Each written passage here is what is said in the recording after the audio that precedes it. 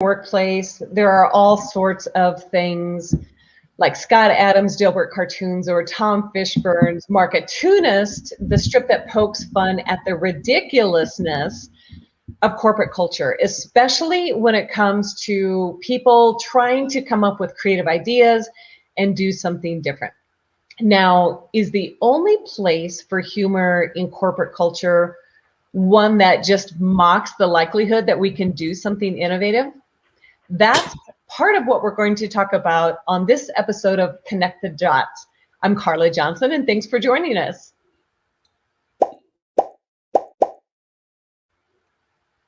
Connect the Dots is a show where we dig into the processes that the world's most successful innovators use to actually connect the dots between what inspires them in the world around them, the work that they do every day, and how they manage the hurdles and pitfalls and all sorts of hot coals in the corporate environments in which they work.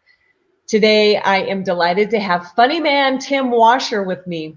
Tim has worked as a writer for Amy Poehler and her Weekend Update on Saturday Night Live. He's worked with Stephen Colbert, Conan O'Brien, Bill Nye the Science Guy, and a lot of other comedy greats. He's made appearances in a Super Bowl commercial. He worked with Catherine Zeta-Jones in a T-Mobile ad. And beyond comedy, Tim has 20 years experience working with brands like IBM, Cisco, and Accenture.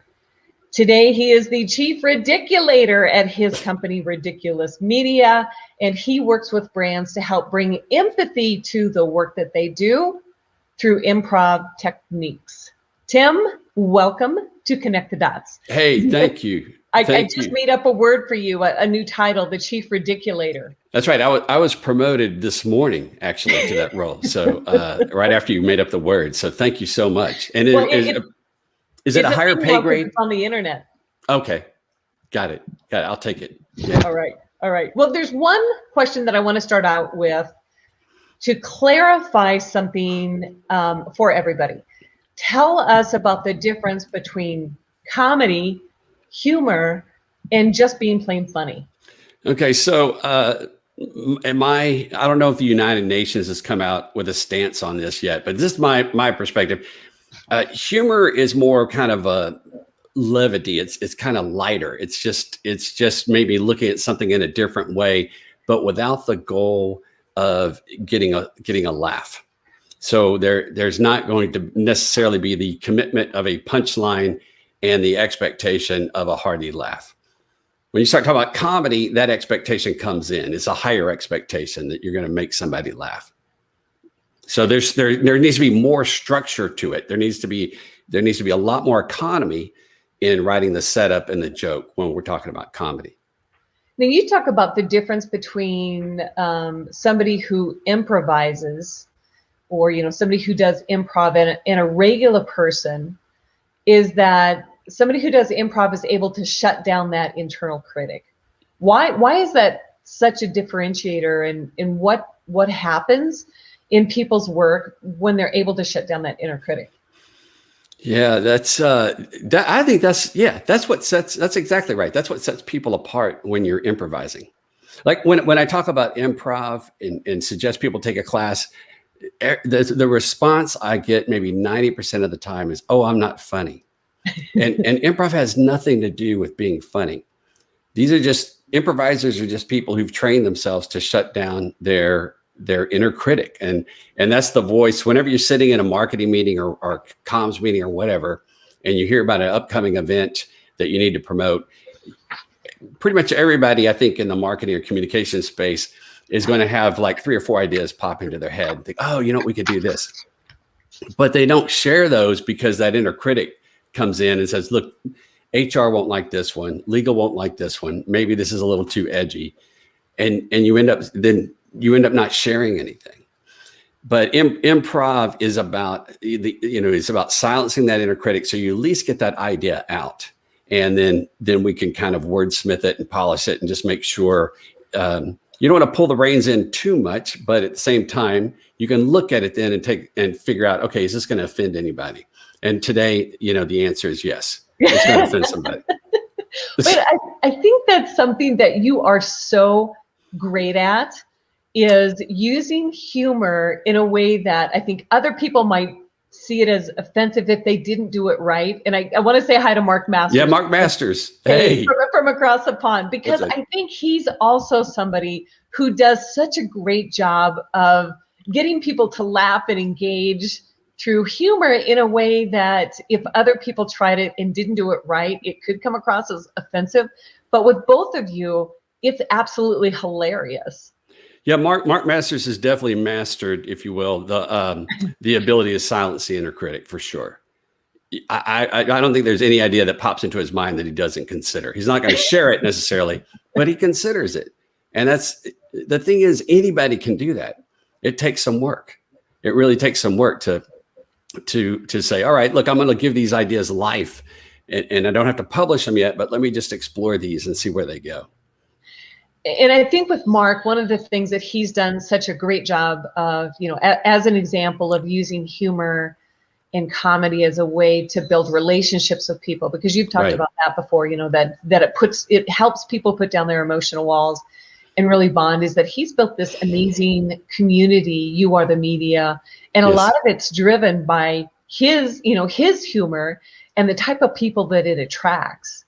How do you think that starts to build a community of creatives when you're able to get people to push the envelope and do things that are different? Wait, what was the first part about how do you build a community of creatives? Yeah, I mean, what role do you think humor has in building closer relationships and in the community, like Mark's built? Yeah, so there are 2 points there. And I think that's one thing that, look, Mark, I don't think anybody who knows Mark wouldn't say this guy has an endless supply of comedy. And I'm going to speak for him now, okay? But without the British accent. Is it Cockney, Mark? You say governor a lot, right? So cheerio. The thing is, when you surround yourself with that many people, you're always brainstorming and ideas, and you're also getting support from people. And it may not be necessarily explicit, like somebody saying, "Oh, are you getting taller?" It's not that. But it's just somebody being willing to get on a call. Carla, you did, when I was going through a divorce, you were one of those people for me. I would call you and we talk about nothing, or some speaking of it or whatever. But I knew you were support. You'd always spend time on the phone with me, and we would always laugh. We had a lot of conversations. Yeah. Yes. And even though it wasn't me calling, say, "Hey, I need somebody to talk to," that's what my need was. And you were always there for me for that. And I appreciate that. And then you and then Ron and Mel, even they made a trip out here and we built this whole creative wall. I'm talking about. We painted when they were when your husband was here, we painted the wall chalkboard, and then all of our kids just jumped in there and started drawing all over the place. Having people who are present with you like that just inspires all kinds of creativity. It really does. And it gives you support and that, I think right now, listen, where we are right now in this post-COVID world, most of my work now is working with organizations to help them try to bring that connection back, because there's not trust. People don't feel safe necessarily. There's so much anxiety in the system about all kinds of things. They don't feel safe to be creative. And in marketing and corporate communications, that's your job. You got to come up with brilliant ideas. And engineers, you got to come up with, innovations, new patents. But you got to be reminded constantly that, you are safe and you're going to be protected. And, as long as you can still color outside of the lines, but your job's safe. We got to do that kind of thing. And that's done in a way, I think, in a nonverbal way. That's how you build trust. You really need to prove to people that, we want you to come up with we want you to push the envelope. And if you push the envelope here, you're going to be safe. It's going to be, first of all, and part of that in the corporate world, the change in culture is you need to reward people who push the envelope, even if they don't get it right. Even if that idea, you ultimately decide not to execute on it. Even if you do end up making a video about it and say the video doesn't work that well, or even you get hate mail about it, because you'll get any comedy I've ever done. I've had people send hate People have mail. hated you for it. Yeah, exactly. And so that's part of being creative and doing something breakthrough is you're going to have people griping and whining about it. So that's one thing that corporations need to do, is make sure people believe that. They need to see people failing and the corporation saying, hey, great job. You came up with something new. That's so important now because of all the anxiety we've had in the last year and a half because of COVID. And then the people who still have their jobs are worried about losing them. So they're very, everybody's just going inward, and that's all we do is listen to our inner critic. So it's a very important time to have that support and do like Mark does, have this network of people you can always call on. That's so important. And a friend of mine, Susan Brillhart, posted something on Facebook the other day. It said, everyone should have a friend who you're not allowed to sit next to in a serious event.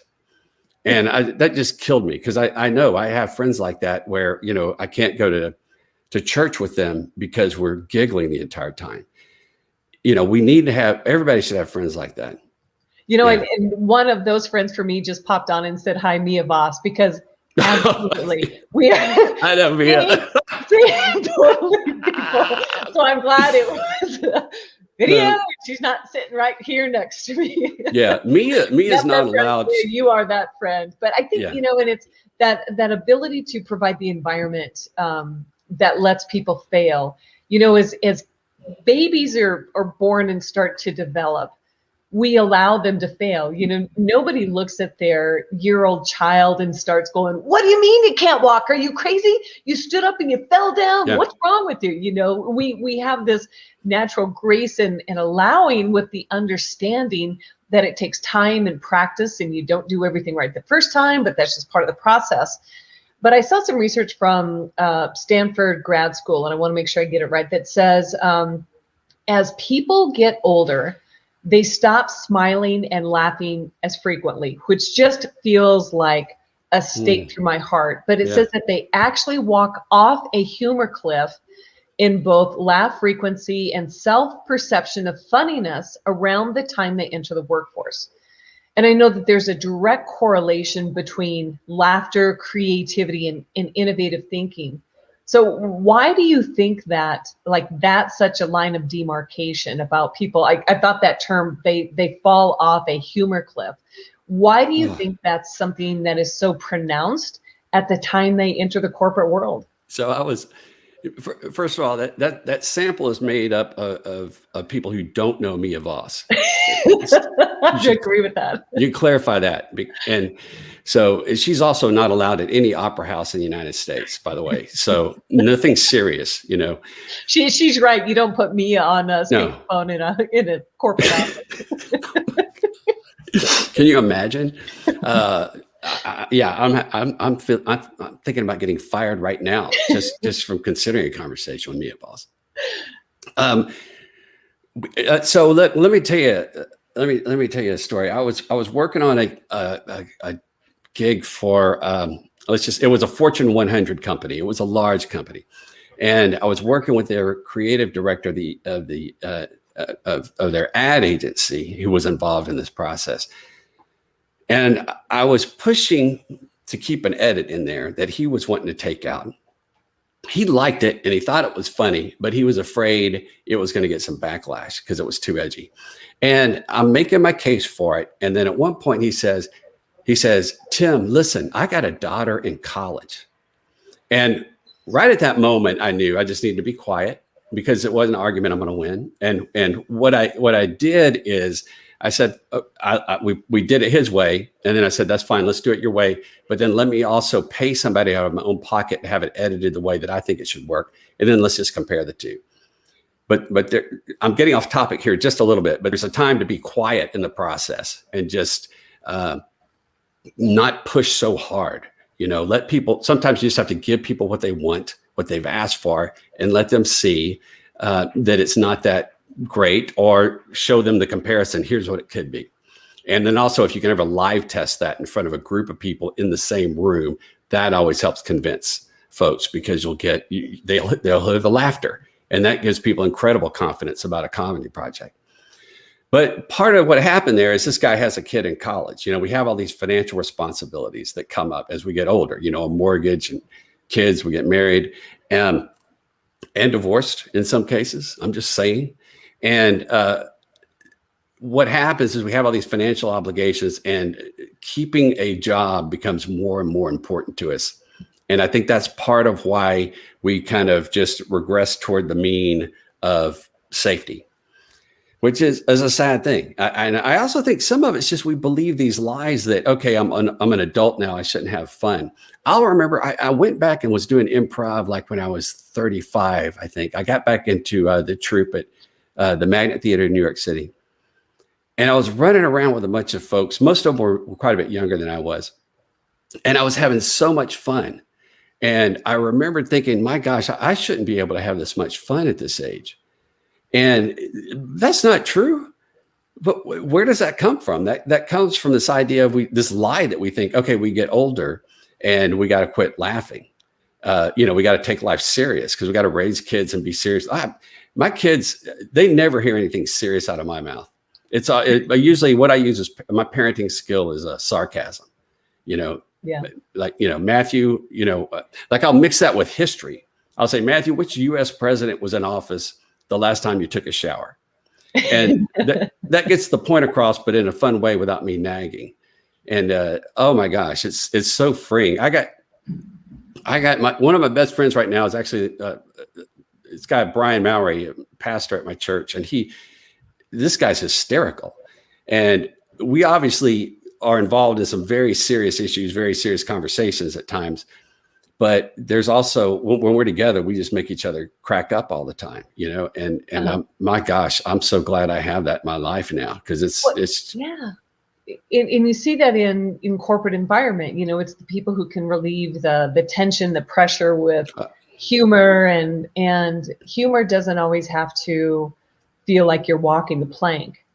It can be that you're building that rapport, and I think that's something that you do so well. Yes, and I'm sorry, that was the second point answer to I think your first question is that I got behind on. Humor does have that power of building rapport. Yeah. You know, for a comedian to get up on stage, who's a stranger who you may not know before, she still needs to get into your head and understand what are the things you're thinking about right now. What are the things that you're anxious about right now? And then lampoon those things. And that's actually what that's what we've been doing a lot with in the corporate space now, is finding out what is most painful about COVID, the COVID restrictions. What are people afraid of, and what is most annoying about the way they have to do things now? And then flipping that and just making that funny. Like for example, I wrote a speech for a CFO for a kickoff meeting this year. And so we had this, part of their COVID protocol was come in and get on the elevator. They put 4 dots in the corner of the elevator. And that's how they made sure people would social distance. Only 4 people could get in. You had to stand on the dots in the corner. So we showed this picture with these dots on the floor. And we showed that and said, here's the rule now. And then we said, listen, as people start getting vaccinated, we'll be able to open this up a bit. And then we cut to the same elevator, but with a Twister map down there, that game of Twister, you know, with people, you know, with their arms all over. Yeah, they're all over the place. So now when people walk into that elevator, instead of grumbling about these 4 dots there and thinking, gosh, my life is a wreck because of COVID, they laugh. That's the hope, is they think of that Twister image of the game Twister and they laugh.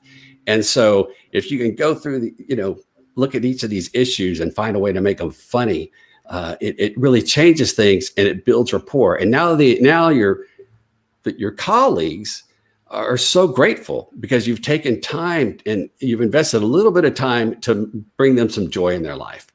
And they're so grateful. They're so grateful. And that really helps people get back to feeling normal and building productivity again. You know, joy in their life. And I think forever with that Twister example, joy every time they step into an elevator, you know, post-COVID or dots or not. I mean, that example is something that I'll think about. And you just talked through, I think, part of the principles that you use to apply improv into the corporate world and the kind of content that you create. Can you give us a brief summary of what those principles are and how people can apply them in their work? Yeah, let me mention just a couple of them. I see like about 8 or 10 of them that allow 6 individuals to get up on stage, start with nothing, take a one-word suggestion from the audience, and then discover this half-hour long show that's brilliant. If you haven't seen a long-form improv show, a good one, you should go see it. Look for something called The Herald. And actually, the best theaters in Chicago and in LA, the Groundlings, and in New York, Magnet Theater, they do these online now, so everybody can tune in and watch. But it'll change your life. One that's important to me, of course, the one we hear all the time actually is yes and. This idea is when your partner says, gives you an initiation, like, Carla, if you tell me we're in a cheese factory, I need to agree with that. I don't want to say, no, I'm actually a police officer, because I've just crushed the energy of the scene. I need to agree with you and build on it, and talk about the new cheese cutter that I just got from Switzerland that just came in. So that's a basic one that I think many people have heard of. One of my favorites is from the founder of long form improv, a guy named Del Close, who said, follow the fear. And this applies to anything, whenever you're working on a project, coming up with ideas, brainstorming for whatever it could be, you'll have one of those ideas. You'll come up with a bunch of ideas. Could just be 2 or 3. One of them will scare the heck out of you. And Del Close said, look, that's the idea you have an obligation to pursue. It's not a choice anymore. You have to do it, because that's going to yield the most brilliant outcome. And the reason it is, Del would say, is that it's because it's new frontier for you, and that's why it scares you. Now, let me kind of blur the lines here a bit. For me, I have learned that whenever I'm afraid of going forward with if an opportunity comes my way and I'm afraid to accept it, if that fear comes from me feeling that I'm not qualified, which often is the fear, then I know now it's not a decision anymore. The decision's been made for me. I say yes to it. I'll give an example. Carla, when we were on, it's February, you and I were on a phone call, and you said, oh, hey, I'm going to Bryce Canyon to run a 30K there. Why don't you come with us? And I was like, do you not know who you're talking to? I mean, why in the world would I do something like that? Because I've been running and walking. I'm not a runner. And I've never done anything like a 30K. I remember that conversation, and I remember hanging up thinking, oh, he's never going to do this. And I did the same thing. I told you yes. And I said, okay, I got like 3 months to find a conflict to get out of this. Yeah. And I remember just about falling off my chair when I got your text that said, I'm in. I did agree, because here's the thing. I felt I was afraid to do this, but I did feel an obligation that not to you, but an obligation to this invite that, okay, it was just clear to me that I needed to say yes to it. Even though I knew certainly at that time I wasn't capable. And I doubted whether I could be capable in 4 months to run 30K and, on the mountain in Bryce Canyon.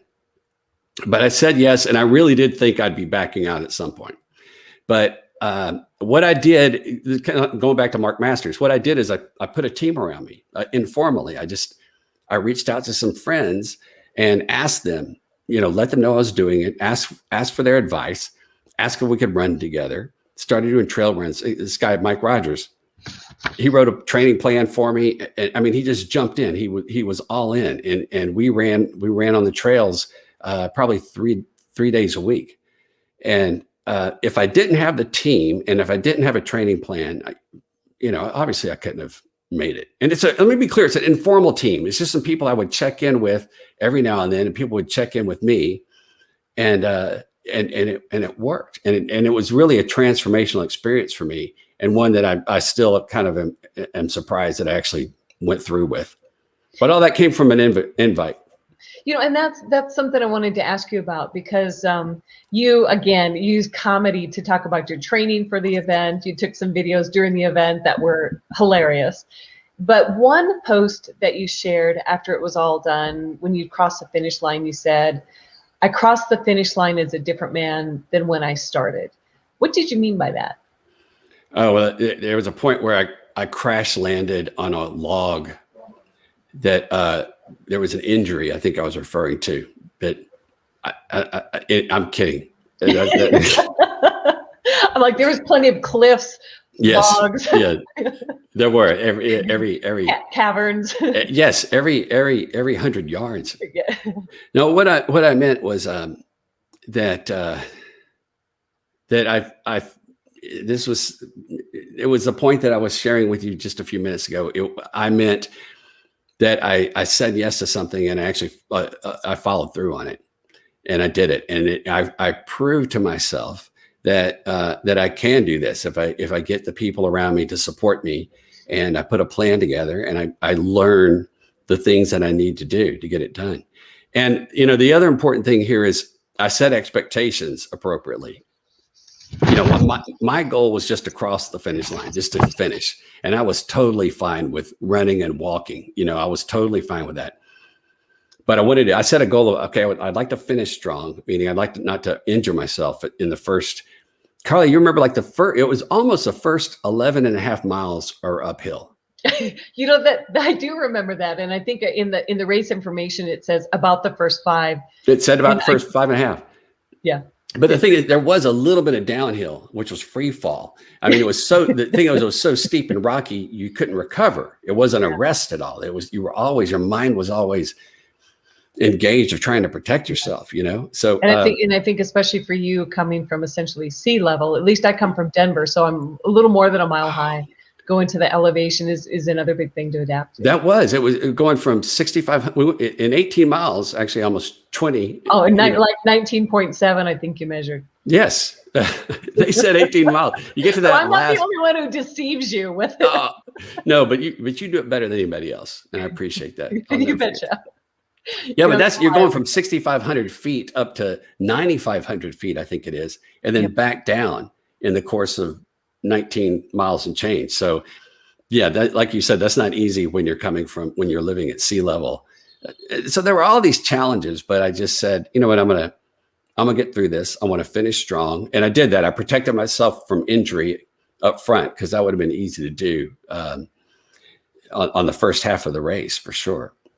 But finishing that, it's like, I don't know if I've really ever taken on anything like that. Not a physical challenge like that, where I've actually pushed through and completed it and finished strong. Yeah. Yeah. And I think I felt the same way. I've run a couple of marathons. This was my second trail run, and I've done, I think, 13 or 14 half marathons. But there's something about finishing something that's so physically grueling that makes those emotional things that are hard to deal with way easier. And I think it helps put it all in perspective.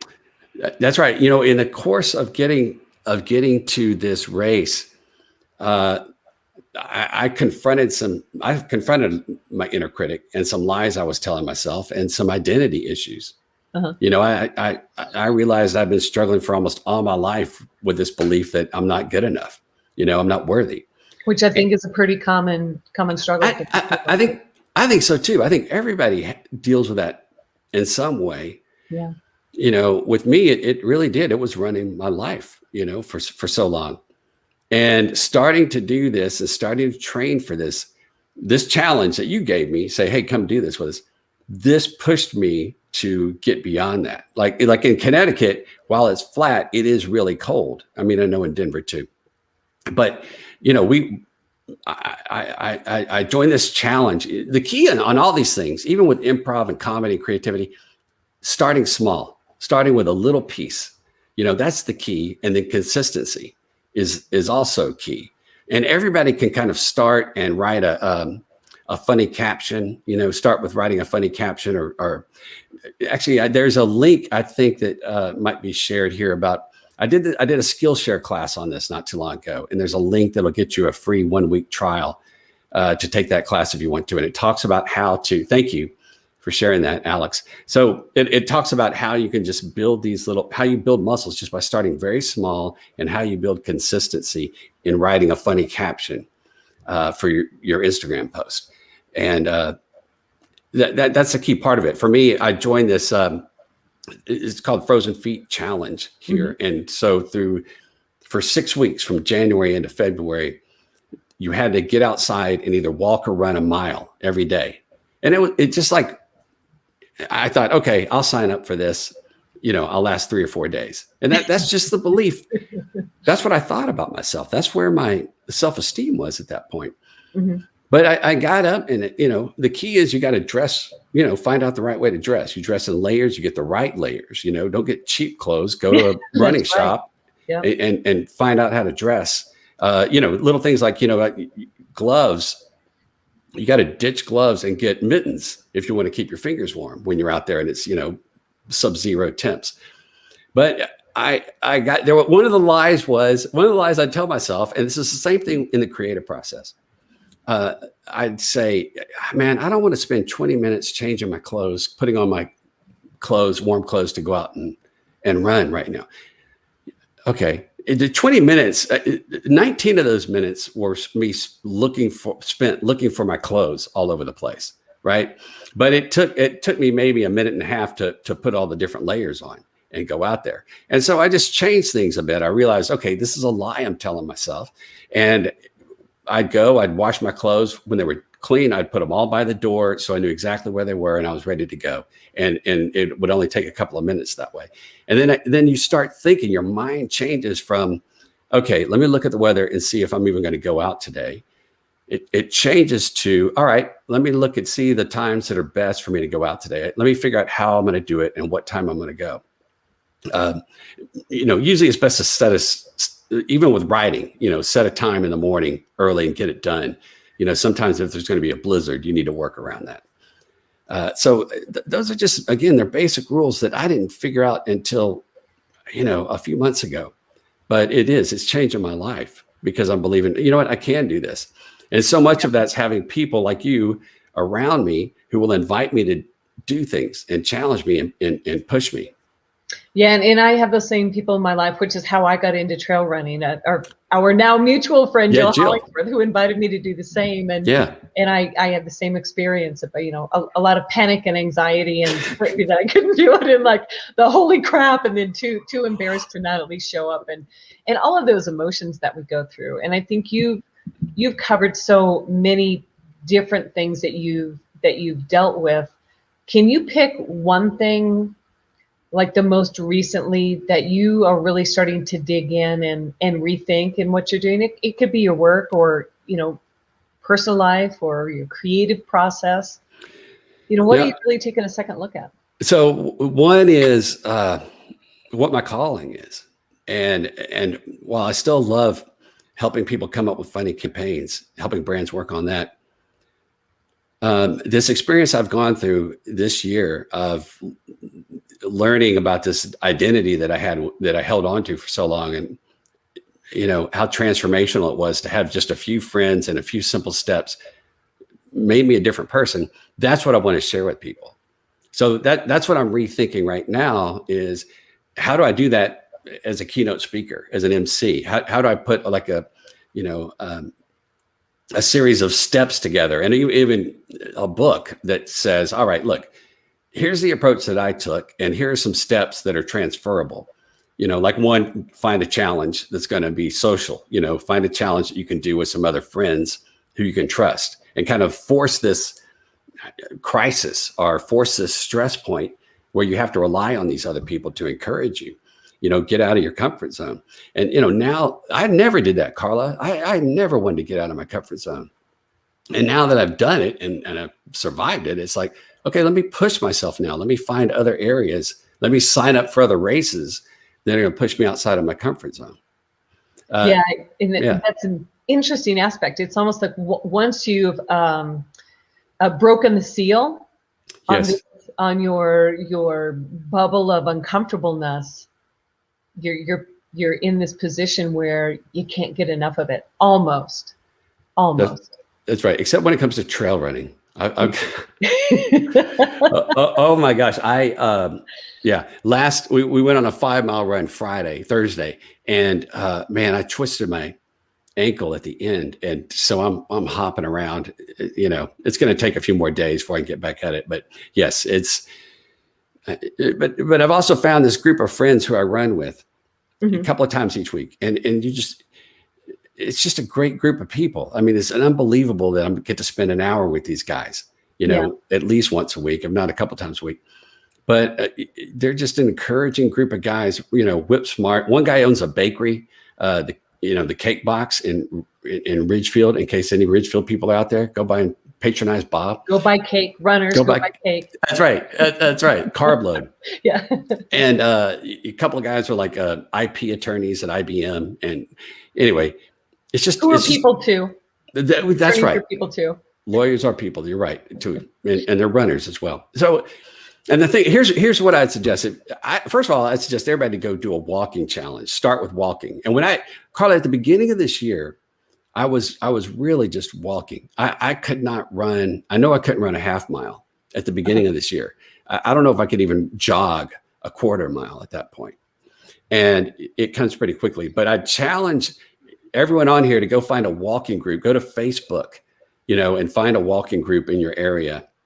And just show up, and man, here's the thing about hikers. Go find a hiking group. I've met some cool people through a Connecticut hiking group that I just went and, joined.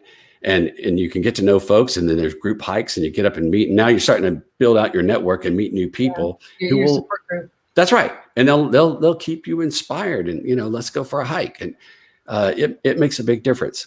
Yeah. Yeah. Tim, it's been fabulous. Thanks for coming on Connect the Dots today. I love talking about the risk, the seriousness of humor, following the fear, and really stepping outside of your comfort zone. If people want to learn more about you, connect with you, learn about your work, where should they go to find you? They could go to my website, which is just my name, timwasher.com. Thank you. Thank you, Alex. Alex is always on it. Boom. Thanks, Alex. And she found a couple of dead links in there too, and said, "Okay, we got to fix these." You'll be surprised at the content that's on there now. She said, "Alex is like, dude, this photo. You really want to go with this photo?" I was like, "Whoa, wait a minute." I'm kidding. No idea it looks so much like George Clooney in running tights. Yeah, it's in running tights.